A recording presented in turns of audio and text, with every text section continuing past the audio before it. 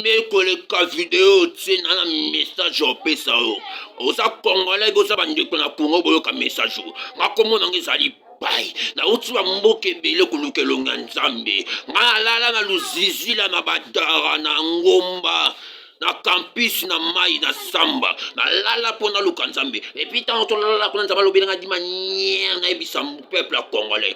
na moni chômage ekoti na kasi na mona chômage makasi bala singa boule terrestre ba te pays na biso Congo na mona to étoile na mboka na biso Congo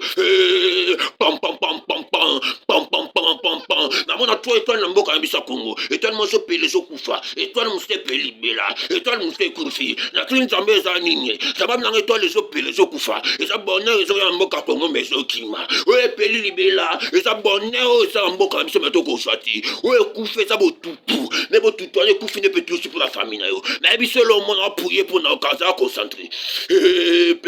pam pam pam pam pam pam pam pam pam pam nzamba za nanga lobela na pala langue nga pala langue